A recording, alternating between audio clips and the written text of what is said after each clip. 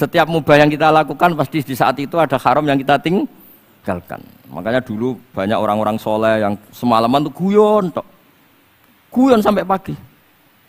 Bukan karena ingin urakan, enggak, karena mengalahkan setan. Malam itu godaan mungkin ingin ngintip siapa itu masih kuat sekali. Ingin nonton siapa itu kuat sekali. Terus setan dilawan dengan guyon.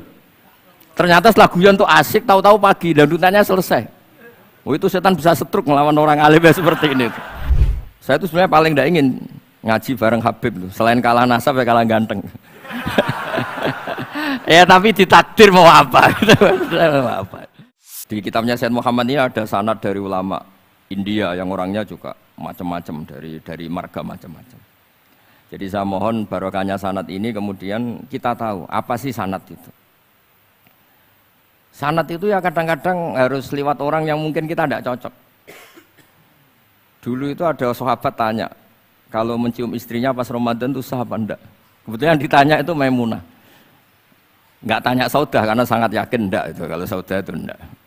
Itu Maimunah jawabnya, kalau kita enggak ngalamin, coba tanya Aisyah yang potensi ngalamin dicium pas Ramadan. Sebetulnya istri yang Nabi itu sama Aisyah itu ya agak gimana yang namanya Doro itu ya rival.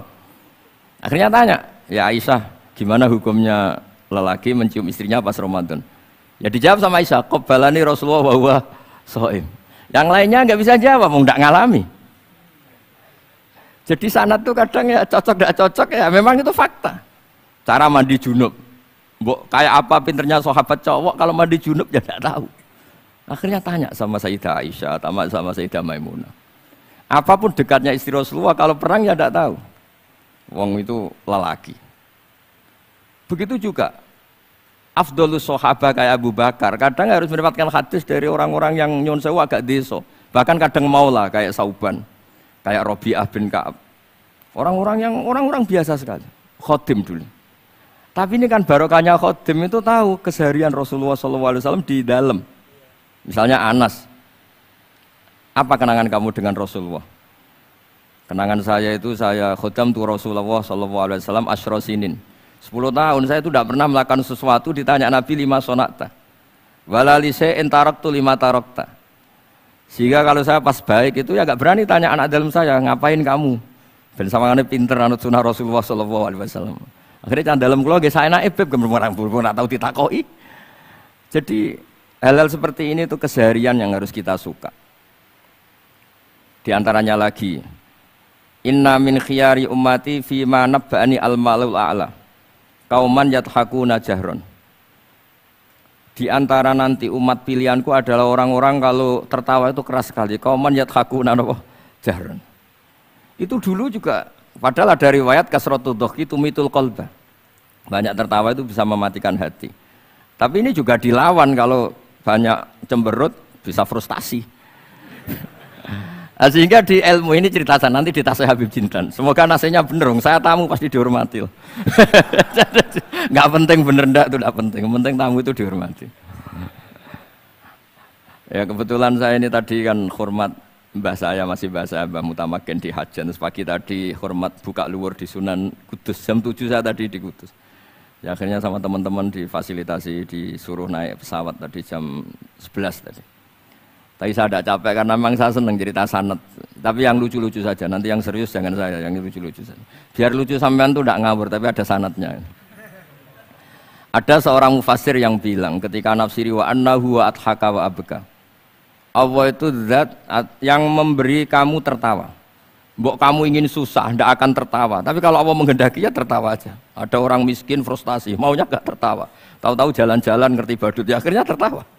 Ya karena adhaka itu fi'lullah. Kalau Allah menghendaki mau apa? Karena adhaka itu fi'lullah. Nggak bisa. Orang yang baru seneng kayak apa, nggak ingin nangis. Tapi kalau Allah menghendaki wa abka, dinangiskan ya tetap menangis. Wa anna wa adhaka wa abka. Karena kita ini semua adalah objek oleh kudrahnya Allah Subhanahu wa ta'ala. Saya itu sebenarnya paling tidak ingin ngaji bareng Habib. Selain kalah nasab ya kalah ganteng.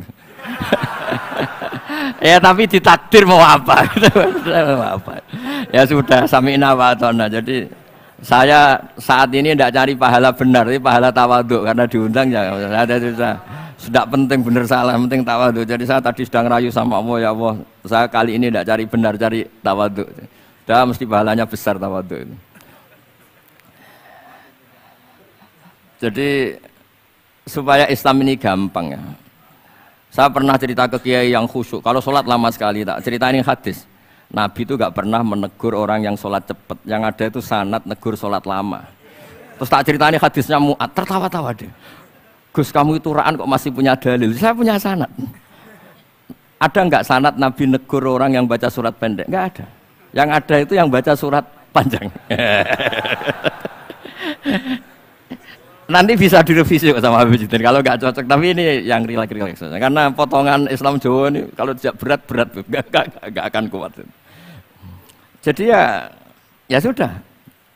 Inna minkum munafirin katanya Nabi. Sholat yang terlalu lama itu munafir kata Nabi. Afattanun anta ya Mu'ad. Kamu bikin umat ini nggak nyaman karena kalau kamu jadi imam itu lama sekali. Ini alhamdulillah betul. Hadis ini harus kita hafal betul.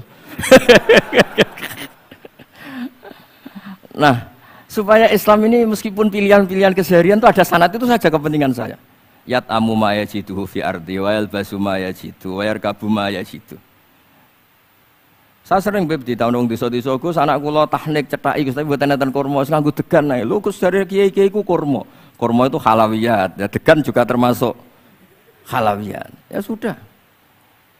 Kalau kamu ingin sunnah Rasul, Nabi enggak pernah sholat di Indonesia, berarti kalau kamu sholat ke Mekah dulu kata saya. Maksud saya supaya orang itu nyaman dengan Rasul, ya itu hadir di semua sisi kehidupan kita. Kalau dalam istilah Sayyid Umar Hafid, Faruhu Muhammadin sallallahu alaihi wasallam awsa' wa asra'. Kalau kamu bisa tawassul dengan Nabi Ibrahim, Nabi Musa, dan beliau bisa datang ketika Lailatul Mi'raj untuk hormat Rasulullah sallallahu alaihi wasallam di Baitul Maqdis, Faruhu Muhammadin awsa'u asra' kata beliau. Jadi bisa datang di kapan saja, di mana saja. Jadi jenengan meskipun di Indonesia tidak usah khawatir, kita semua ini dilihat Rasulullah SAW. Dan cara lihat Nabi itu gampang, tidak kayak kita. Kata Rasulullah, hayati khairun lakum, wa mamati khairul lakum. Saya kalau masih hidup juga baik untuk kalian. Anda bisa cerita hadis dengan saya, sering bercengkrama. Dan ketika saya wafat kata Nabi, saya sudah dekat sama Allah Ta'ala. Kalau melihat kamu baik, saya muji Allah.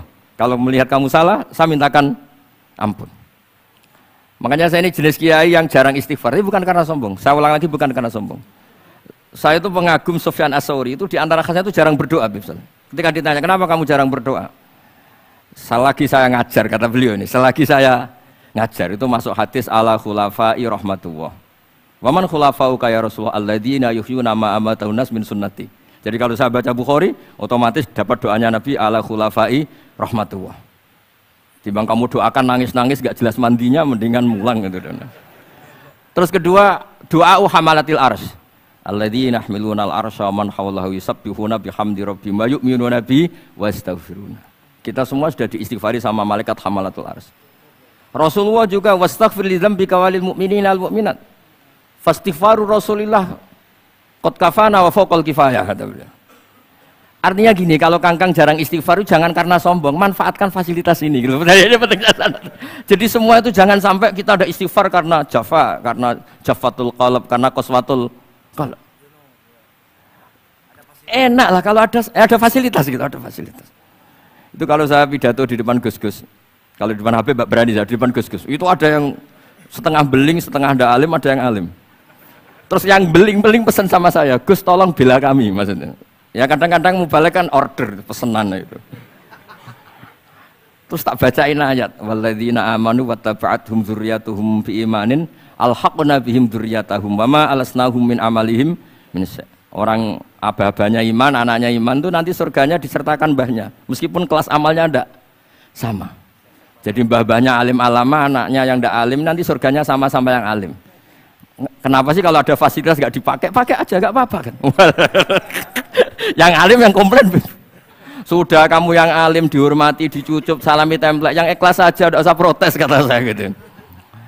Artinya saya inginlah keseharian kita yang awam, yang apa itu harus cari backupan hadis supaya semua keseharian kita itu ada apa? Sanad. Misalnya sampean kalau malam itu nggak bisa tidur, tahajud ndak, witir ndak, ya mutolaah ndak.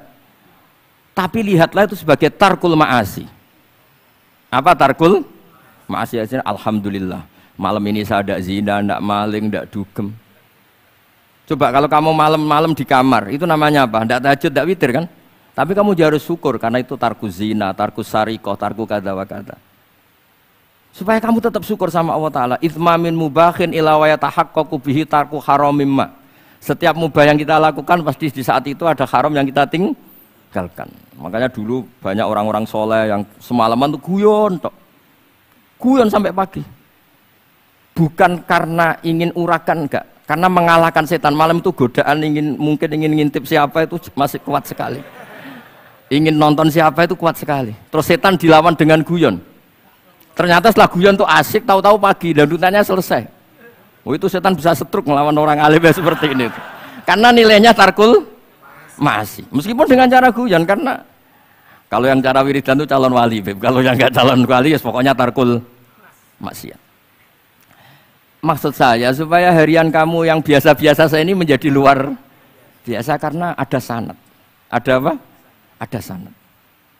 Makanya dulu ulama-ulama itu kalau ngelawan setan itu pakai faroh, pakai seneng. Karena setan itu paling seneng kalau melihat orang mukmin susah. Kalau susah terus ngersulo, kalau ngersulo gugat kodok qadar. Disebut innaman najwa minasyaiton liyahzunal ladzina amanu. Jadi setan itu targetnya supaya orang mukmin itu resah. Kalau resah gugat. Pertama gugat orang tua. Ngapain sih jadi anaknya orang miskin? Jadi susah kita kan. Kalau yang nggak mulia ngapain jadiannya Parman? Kalau saya Habib kan langsung mulia, kalau Gus kan langsung mulia.